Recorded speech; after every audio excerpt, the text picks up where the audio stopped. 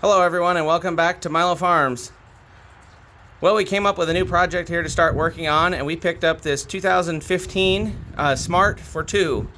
It's a very small little compact car. I'm sure most people have probably seen one of them around, but kind of a cool little car. I sold my Bonneville because it was having some problems and decided to pick up one of these. I've always kind of wanted one because they're small and easy to store and they don't take up a lot of space.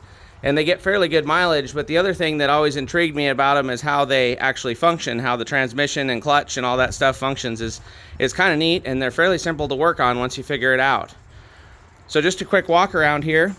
You can see the unique thing about it is the engine is actually in the back of the car. So under the front here, under that thing that looks like a hood, all that's there is just the radiator and the parts for the air conditioner, and then also the coolant reservoir and windshield washer reservoir and brake reservoir is all that's really under that front, other than access to the headlights and things like that.